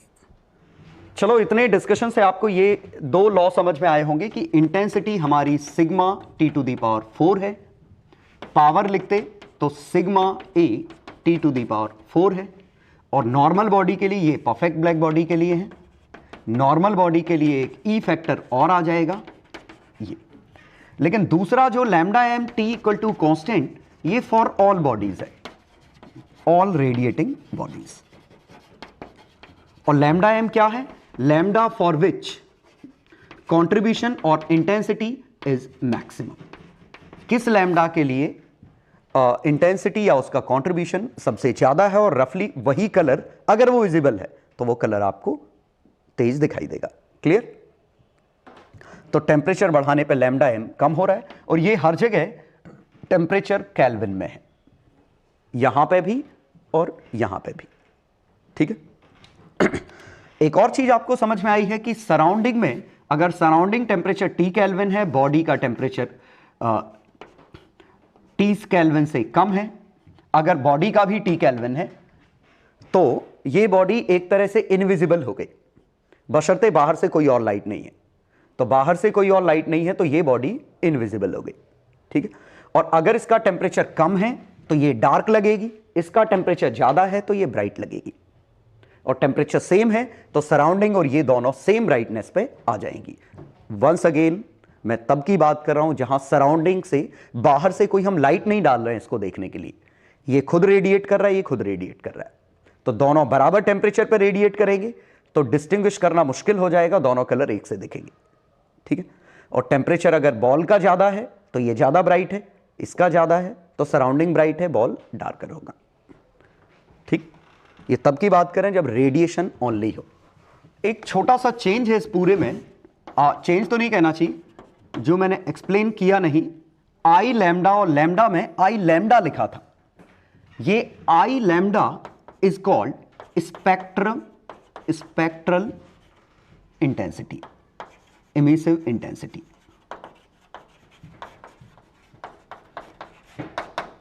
आई लैम्डा क्या चीज है, I lambda is d I by D lambda. ये समझाता हूं क्या चीज है।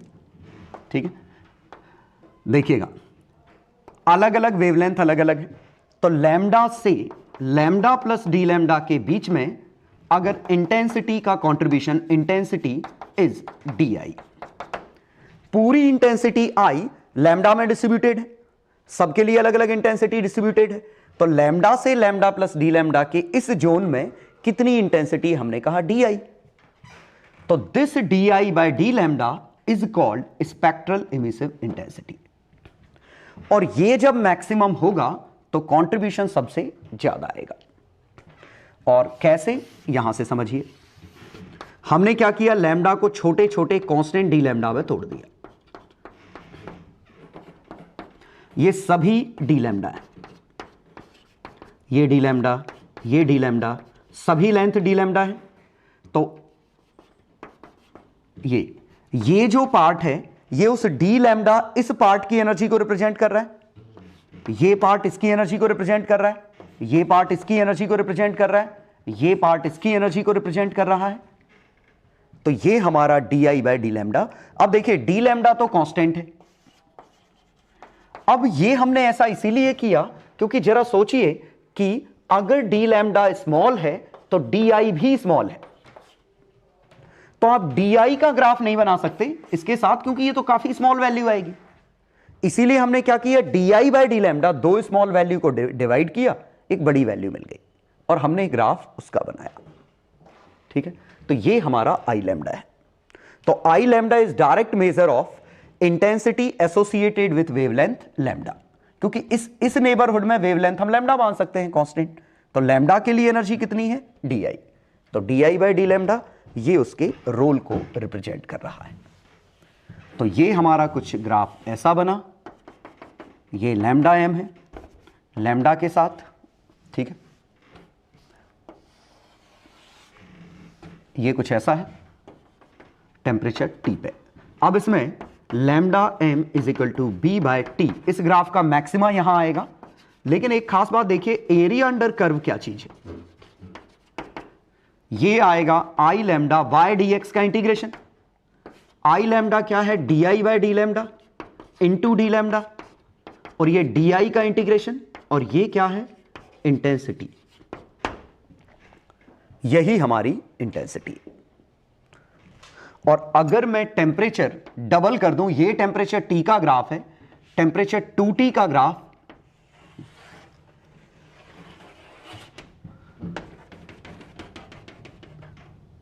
ये है, टेम्परेचर T का ग्राफ ये है, 2T का ग्राफ ये है। तो 2T के लिए जो लैम्डा एम आएगा वो पिछले का आधा आएगा, लेकिन जो एरिया आएगा इसका एरिया 16 टाइम्स ए, इसका एरिया ए। सोचो, तो पहले स्पेक्ट्रम ये था, हमने हीट किया, ग्राफ पीछे खिसका और हाइट भी बढ़ गई, तो इसका एरिया हो गया 16 गुना पीछे खिसका, और जो मैक्सिमा आ रहा था वो आधी वेवलेंथ पे आया, फ्रीक्वेंसी डबल हो गई जिस पे मैक्सिमा आया। ठीक है, तो area under the curve represents intensity of wave, और obviously this is sigma T to the power 4। ठीक है, मैक्सिमा ये है। तो यहां स्टीफन्स लॉ और वेन्स डिस्प्लेसमेंट लॉ दोनों एक साथ इसके अंदर कवर अप हो गए। और डी आई लैम्डा क्या है, D I by D lambda, D I क्या है, intensity for waves for lambda to lambda plus D lambda. इतने हिस्से की इंटेंसिटी कितनी थी वो डी आई है, और डी लैम्डा से डिवाइड किया, ये आंसर आ गया। ठीक, तो ये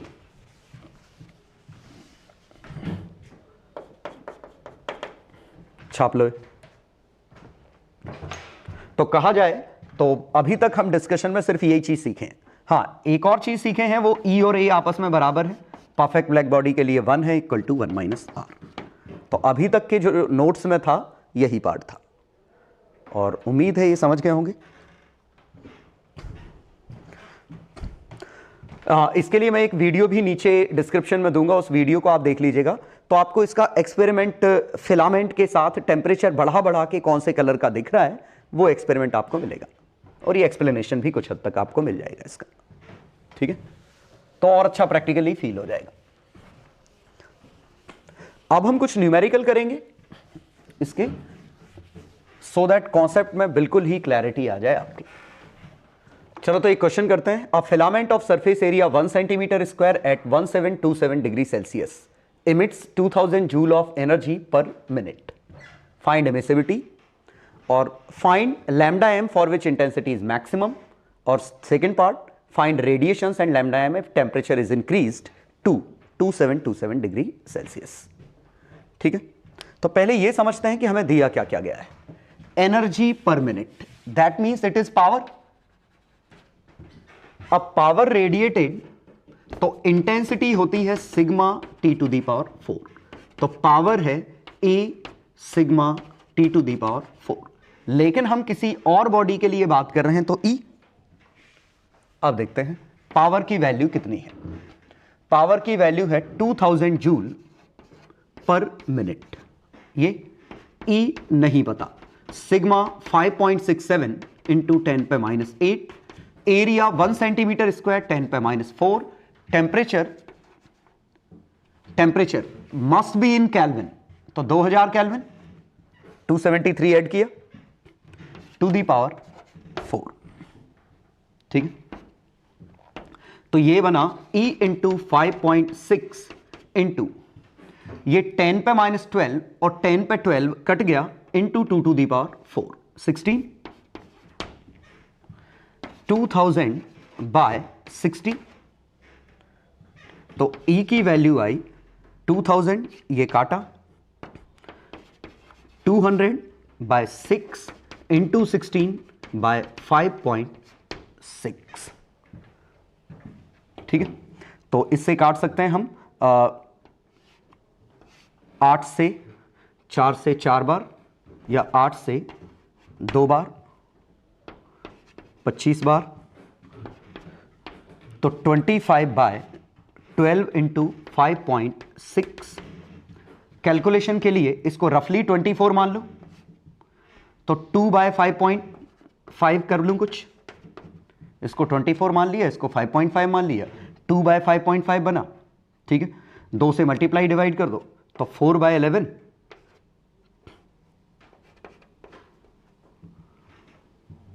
ठीक है, 4 बाय 11 और लगभग ये 3.37 के करीबन ये आंसर आ गया।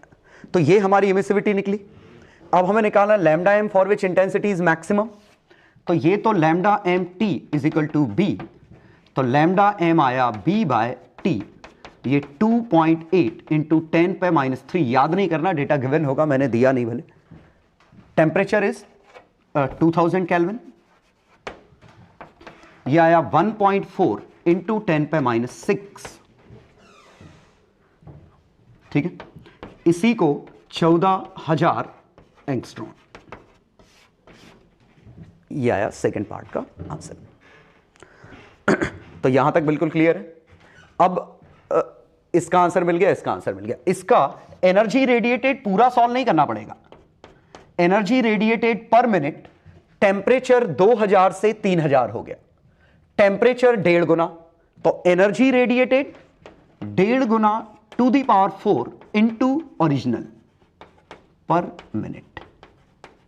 लैम्डा एम टेम्परेचर 1.5 गुना, तो लैम्डा एम 2/3, तो 2/3 ऑफ पिछला जो हमने निकाला था, ये इसके आंसर हो गए। तो मेरे ख्याल से कोई दिक्कत नहीं होनी चाहिए। ये पहला एग्जांपल, अगला देखते हैं। चलो 2 क्वेश्चन है, काफी इंटरेस्टिंग है, मैं दोनों ही मैं ही सॉल्व कर रहा हूं। Estimate temperature of sun if light from the sun has maximum intensity near 470 nanometre. तो मैक्सिमम इंटेंसिटी किसके नेबरहुड में है वो दिया है, you have to find the temperature of sun. Simple सी बात है, दिख रहा है वीन्स डिस्प्लेसमेंट लॉ है, और यही वीन्स डिस्प्लेसमेंट लॉ का बेसिक यूज है। तो वीन्स डिस्प्लेसमेंट लॉ का बेसिक यूज कि हम स्टार से रेडिएशन देखते हैं, स्पेक्ट्रम एनालाइजर से चेक करते हैं और देखते हैं कहां पे मैक्सिमम आ रहा है, उससे हम उसका टेम्परेचर निकाल लेते हैं। ठीक है, लेकिन सेकंड क्वेश्चन में देखिए, earth receive solar energy at rate of this called solar constant. इसे सोलर कांस्टेंट कहते हैं कि 1 सेकंड में 1 मीटर स्क्वायर में अर्थ ऑन एन एवरेज सन से कितनी एनर्जी रिसीव करती। ठीक है, तो अर्थ मतलब पूरे क्लाउड पूरे सिस्टम पे जो एनर्जी गिर रही है। अब आप ये मत समझिए कि बारिश में कम आएगी या गर्मियों में ज्यादा या फिर बादल हो गए तो कुछ कम। हम बात ये कर रहे हैं कि ये क्लाउड पूरा एक सिस्टम है, इस सिस्टम पे एनर्जी कितनी गिर रही है वो तो कांस्टेंट है, उसको वेदर से कोई लेना ही देना नहीं है, क्योंकि weather is a part of earth. ठीक है, चलो इसे सोलर कांस्टेंट कहते हैं, इसीलिए ये कांस्टेंट है। रेडियस ऑफ सन दे रखा है, डिस्टेंस ऑफ अर्थ एंड सन दे नहीं रखा है, लेकिन हम निकाल लेंगे। 8 मिनट 20 सेकेंड लगते हैं सन से अर्थ तक आने के लिए, उससे डिस्टेंस निकाल लेंगे। हाँ, rate of radiation intensity at sun, sun पे इंटेंसिटी कितनी, ये तो अर्थ पे निकली, सन पे कितनी है, पावर रेडिएटेड बाय सन, सन ने टोटल पावर कितनी रेडिएट की, कितनी अर्थ ने रिसीव की, और लास्ट है assuming sun as perfect black body estimate its temperature. तो सन को परफेक्ट ब्लैक बॉडी मान के टेम्परेचर एस्टीमेट करना है, मतलब यूजिंग स्टीफन्स लॉ। यहां स्टीफन्स लॉ की मदद से हम टेम्परेचर निकाल सकते हैं कि अगर हमें यह पता चल जाए कि सन की खुद की इंटेंसिटी कितनी है तो sigma T to the power 4 से कंपेयर कर लेंगे। ठीक है, दरअसल यही वर्किंग प्रिंसिपल है पायरोमीटर का। पायरोमीटर मतलब ज्यादा एनर्जी वाला या ज्यादा टेम्परेचर अगर अपन को मेजर करना है तो मर्क्यूरी थर्मोमीटर यूज नहीं हो सकते, क्योंकि हाई टेम्परेचर पर मर्क्यूरी बॉयल हो जाता है, ठीक है, एवेपोरेट होने लगता है। इसीलिए हम उसके लिए रेडिएशन वाला लॉजिक यूज करेंगे कि हम उससे आने वाली एनर्जी देखेंगे हमने कितनी रिसीव की है, उसी को रेडियोमीटर कहते हैं। ठीक है, रेडियोमीटर का भी छोटा सा वर्किंग प्रिंसिपल का एक वीडियो मैं साथ में लिंक करूंगा, तो आपको उसको देख लेना है। ठीक है, तो हम स्टीफन्स लॉ की मदद से भी टेम्परेचर निकाल सकते हैं, बशर्ते प्रॉपर जो इंटेंसिटी हम पे मिल रही है हम वो मेजर कर पाएं। लेकिन स्टार से आने वाली इंटेंसिटी इतनी कम होती है कि उसमें एरर काफी बड़ी हो जाएगी, थोड़ा सी भी गलती में एरर बड़ी हो जाएगी, इसीलिए हम ये यूज करते हैं। ठीक है, स्टार के लिए हम ये यूज करते हैं, और डेली लाइफ में अगर हाई टेम्परेचर मेजर करना है तो पायरोमीटर मतलब स्टीफन्स लॉ। ठीक है, चलो, तो अब मैं इनके सॉल्यूशन दे रहा हूं। पहला क्वेश्चन स्ट्रेट फॉरवर्ड है, नियर 470 मीटर, तो lambda M T is equal to constant. ठीक है, बी की वैल्यू एग्जैक्ट है शायद 2.98 इंटू 10 पे, मेरे पास डेटा होगा, मैं मोबाइल में देख लेता हूं। वीन्स कांस्टेंट याद रखने की जरूरत नहीं, मैं चाह रहा हूं कि एग्जैक्ट वैल्यू निकले।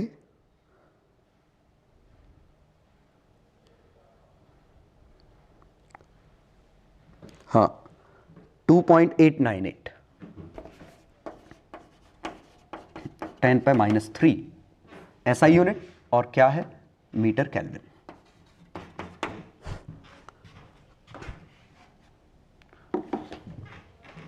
ये है, तो लैम्डा एम की वैल्यू आई 2.898 इंटू 10 पे -3 बाय टेम्परेचर, सॉरी टेम्परेचर निकालना था, तो लैम्डा एम कितना है 470 नैनोमीटर -9, 2.898 अपॉन 4.7 इंटू 10 पे 4.7 लिखा तो ये 10 पे -11 आ गया, -11 और -3 10 पे, सही है ना, काफी बड़ा क्यों आ रहा है, 2.898 अपॉन 4.7 इंटू 10 पे -7 10 पे 4, अब से 10 पे 4, और ये बना 4.7। अब इसको अप्रॉक्सीमेट करने के लिए इसको थोड़ा बढ़ा दें, इसको थोड़ा बढ़ा दें, तो इसको 4.8 ले लो लगभग, इसको 2.9 ले लो या लगभग 3 ले लो, बाद में हम परसेंटेज एरर ठीक करते रहेंगे। और ये कितना बना 16, 6.1, लगभग इतना कुछ आंसर आ जाएगा। एग्जैक्ट कैलकुलेटर से देख लेना, रफली ये सॉल्व करने पे आ रहा है 6100। ठीक है, तो ये हमारा सन का एस्टीमेट किया हमने टेम्परेचर एज पर दिस डेटा। चलो, तो यहां किसी और की जरूरत नहीं पड़ी, इवन हमें इसकी जरूरत नहीं पड़ी कि सन को परफेक्ट ब्लैक बॉडी मानना है या नहीं मानना है। ठीक है, हालांकि सन काफी क्लोज है परफेक्ट ब्लैक बॉडी के, क्योंकि सन का रिफ्लेक्शन 0.1% से भी शायद कम होगा, तो 0.99 के आसपास कुछ उसकी इमिसिविटी होगी। चलो, क्वेश्चन नंबर 3, ये काफी इंटरेस्टिंग क्वेश्चन, यहां आपको कुछ चीजें बहुत अच्छे से समझनी पड़ेगी कि आखिरकार ये सोलर कांस्टेंट क्या है। ये अर्थ यहां से रेडिएशन रिसीव कर रही है, ये तो तय है कि अर्थ के यहां पे रेडिएशन को हम पैरेलल मान सकते हैं। तो सन ने रेडिएशन कितनी भेजी, तो सन ने अगर पावर जो डेवलप की वो है sigma T to the power 4 into, ये समझिए सन की power radiated 4πr² area multiply होगा, ये तो इंटेंसिटी रेडिएटेड है, तो सन की पावर रेडिएटेड ये है। तो अब अगर हम सन को एक पॉइंट सोर्स मान सकते हैं, पॉइंट सोर्स P वॉट का अगर है तो किसी भी R डिस्टेंस पे इसकी intensity at R P by 4πr² लिख सकते हैं। तो इंटेंसिटी एट डिस्टेंस R ये हमने लिखा, तो intensity at R power of sun by 4π radius of sun का होल स्क्वायर, सॉरी सेपरेशन का होल स्क्वायर, क्योंकि यही पावर इस पूरे एरिया में डिस्ट्रीब्यूट हो रही है। यही P what 4πr² surface area में डिस्ट्रीब्यूट हो गया, तो ये इंटेंसिटी कहां निकली, यहां की। और power of sun sigma T⁴ 4πrs² by 4π small r square, 4π cut गया, sigma T⁴ rs² by r²। ये आप इनवर्स स्क्वायर लॉ से भी सोच सकते हैं। क्यों? इंटेंसिटी एट सन सरफेस, खुद की सरफेस पे इंटेंसिटी हम डायरेक्ट ये लिख सकते हैं, यही तो स्टीफन्स लॉ है। तो खुद की सरफेस पे मतलब डिस्टेंस r पे, तो डिस्टेंस स्मॉल r पे चाहिए तो इंटेंसिटी कितनी होगी, I inverse square law 1/r², rs²। यही है। तो ये सन के सरफेस की इंटेंसिटी है। तो ये इंटेंसिटी एट R क्या है, इंटेंसिटी एट अर्थ। अब अगर हमसे पूछा होता पावर रिसीव्ड बाय अर्थ, कि अर्थ ने कितनी पावर रिसीव की, that will be intensity into area. Earth की इंटेंसिटी कितनी है, तो इंटेंसिटी यहां कितनी आ रही है, सिग्मा T⁴ rs² r², ये इंटेंसिटी है। और अर्थ का एरिया, ये खास बात देखें, अर्थ का एरिया जो यूज होगा वो πre² होगा। क्यों? क्योंकि अर्थ वही रिसीव करेगी जो इस पार्ट पे गिरेगा, फ्लक्स की तरह। इलेक्ट्रिक फ्लक्स में फ्लक्स जो गिर रहा है वो सामने प्रोजेक्टेड एरिया लेंगे, तो यहां पे भी इस कर्व्ड सरफेस एरिया पे लाइट ठीक उतनी गिर रही है जितनी इस प्रोजेक्टेड एरिया पे गिर रही है। इसीलिए हमने πr² लिया। हमें जरूरत है या नहीं है ये सब की, बस मैं ये आपको समझाना चाह रहा हूं कि कैसे सोलर कांस्टेंट निकाला। तो ये पावर रिसीव्ड बाय अर्थ है, लेकिन हमसे पूछा है इंटेंसिटी रिसीव्ड बाय अर्थ,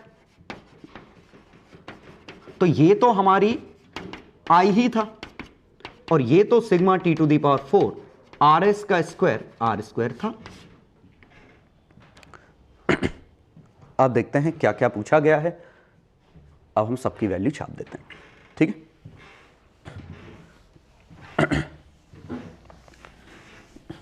हमें दिया क्या है, अर्थ रिसीव सोलर कांस्टेंट, तो ये वैल्यू किस पार्ट की है, इसकी, ठीक है। सोलर कांस्टेंट दे रखा है, तो sigma T⁴ radius of sun का स्क्वायर बाय सेपरेशन का square is equal to 1.4 kilowatt per metre square. तो इस वाले टर्म की value sigma T⁴ 1.4 r² bye rs²। और ये क्या है, इंटेंसिटी रेडिएटेड बाय सन। ये पूछा है, हाँ पूछा है। तो 1.4 into 10⁻³ into 10⁻³ small r। Small r क्या है, सेपरेशन। तो small r separation 8 minute 20 second से निकाल सकते हैं। सन और अर्थ का सेपरेशन 8 मिनट 20 सेकेंड मतलब 500 second, into velocity of light 3 into 10⁸, 15 into 10⁻10 metre. तो ये आया 15 इंटू 10⁻10 rs, 0.7 इंटू 10⁻9, तो 7 इंटू 10⁻8 का होल स्क्वायर, ये बना।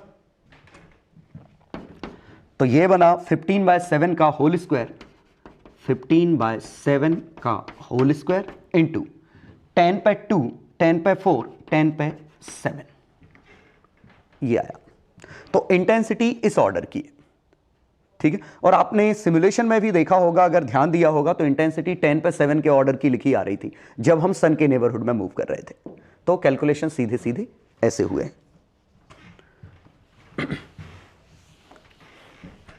ठीक। तो ये वॉट पर मीटर स्क्वायर पहले का आंसर हो गया। पावर रेडिएटेड बाय सन, तो पावर रेडिएटेड बाय सन, तो पावर रेडिएटेड आएगी this part sigma into T to the power 4 into 4 pi radius of sun का होल स्क्वायर, तो 1.4 15/7 का whole square into 10⁻7 into 4 into 3.14 radius of sun 0.7 7 into 10⁸ का whole square. ये power radiated, और देखिए काफी ज्यादा है। ऑर्डर हम एग्जैक्ट कैलकुलेशन नहीं कर रहे हैं, ऑर्डर जरूर देख लेते हैं। तो ऑर्डर के लिए 10⁻7 10⁻16 और 7 25 और एक आध 1 10⁻26 के ऑर्डर का आया वॉट, इतने ऑर्डर का आया। ठीक है, एग्जैक्ट कैलकुलेशन के लिए आप कैलकुलेटर से देख लेना। तो पावर रेडिएटेड बाय सन ये आंसर है। Power received by earth third part का answer. Power received by earth ये बिल्कुल आसान, intensity at earth into projected area. तो इंटेंसिटी है 1.4 kilowatt per metre square into projected area pi 6400 kilometre का whole square. तो ये किलोवाट की जगह 10⁻3 और ले लेता हूं। तो यहां से देखें क्या बनता, 10⁻3 10⁻3 10⁻6 का होल स्क्वायर 10⁻12 10⁻15 और ये 36 एक, तो 10⁻16 के ऑर्डर का कुछ आता ये। तो अर्थ भी अच्छी खासी एनर्जी रिसीव कर रही है सन से। तो ये power received by earth, intensity at earth ये सोलर कांस्टेंट है इनटू प्रोजेक्टेड एरिया, क्योंकि 2πr²। पूरे में लाइट की इंटेंसिटी ऐसे सोचो कि जो इंटेंसिटी इस पॉइंट पे है, इंटेंसिटी भले ही सेम है लेकिन एरिया का और इंटेंसिटी का एंगल डिफरेंट है, इसीलिए इफेक्टिव एरिया सामने वाला प्रोजेक्टेड एरिया आएगा। ठीक, last, assuming sun as perfect black body estimate its temperature. तो टेम्परेचर एस्टीमेट करने के लिए sigma T to the power 4 इसकी वैल्यू हमारे पास है, ये sigma T to the power 4 की वैल्यू। तो टी की value upon sigma 10 to the power -8 का 1/4। ठीक है, तो 1.4 इससे 4 बार 15/7 का whole square into 1/4 into 10⁻15 power 1/4 ये बना। ये 225 49 का 4 गुना 200 225 49 का 4 गुना लगभग 200।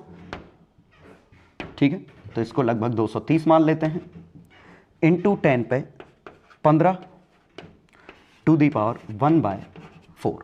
अब फोर्थ रूट तो हमसे निकलेगा नहीं, इसीलिए ये हमें फोर्थ रूट कैलकुलेटर से निकालना पड़ेगा और आंसर आपका 6000 केल्विन के आसपास आ जाएगा। Use calculator. ठीक है, अप्रॉक्स 6000 केल्विन कुछ आ जाएगा।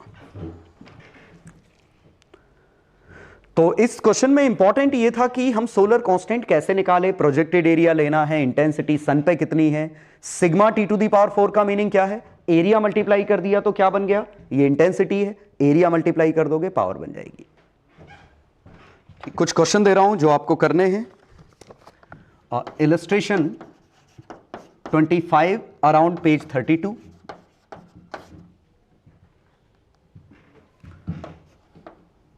26, 27, 28।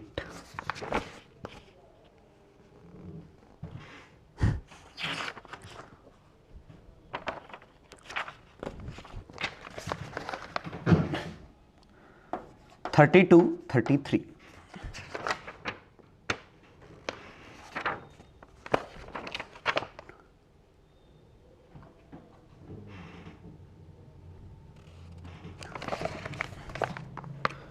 थर्टी 38।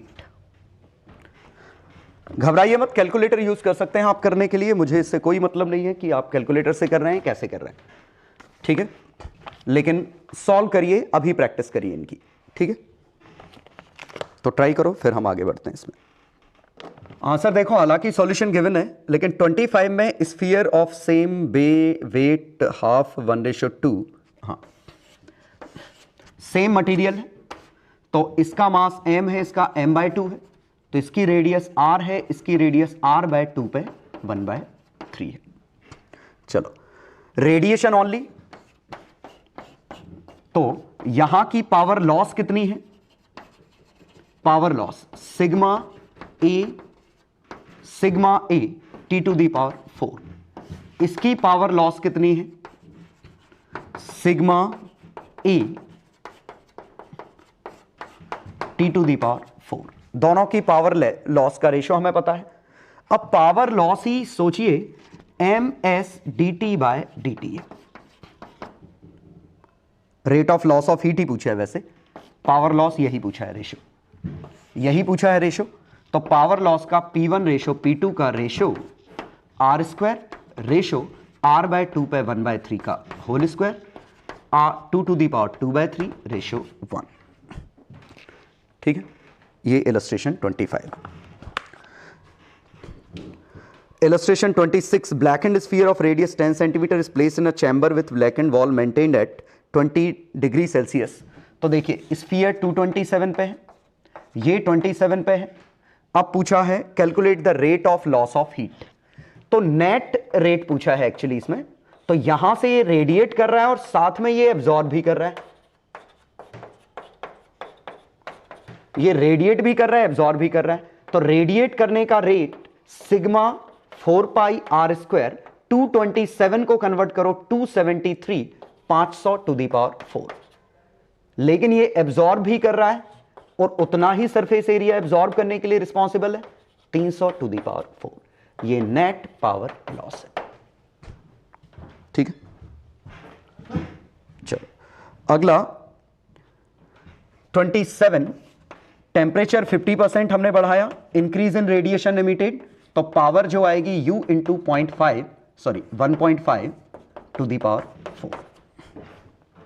ठीक, और इंक्रीज परसेंटेज पूछा है, तो this minus original by original into 100, ये परसेंटेज आ। बायनोमियल नहीं लगा सकते, छोटा वोटा चेंज होता तो बायनोमियल लगा लेते, ये 50% चेंज है।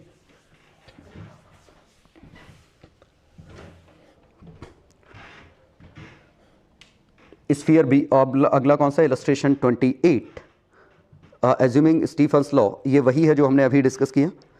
Illustration 29, electric lamp, length lamp की 29.25 मीटर है, डायमीटर या रेडियस 3 × 10⁻⁵ मीटर है, पावर रेडिएटेड दे रखी है 100 वाट है। तो E sigma T⁴ is equal to power, emissivity कितनी है 0.8, area 2πRL, length 0.25 into sigma 5.6 × 10⁻⁸ into temperature ⁴, and this is given as 100 ही है ना, 100। और आंसर आप इससे T की वैल्यू निकाल लीजिए, कैलकुलेटर यूज करिए, तो 2500 केल्विन 2600 केल्विन आ गया कुछ। दो और क्वेश्चन थे। Illustration 32, maintain at temperature what is power radiated and at what wavelength. 32 सीधा फॉर्मूला छापना है, 30 किलोवाट। 33 में सिंपली हमें क्या सोचना है कि जितनी पावर रेडिएट करेगा ठीक उतनी ही पावर एब्जॉर्ब करेगा, क्योंकि थर्मल इक्विलिब्रियम है। तो sigma A T⁴ is same as power absorb 30 kilowatt. Black body मानी है तो E की वैल्यू 1 हो गई। ये सॉल्व कर दो इक्वेशन।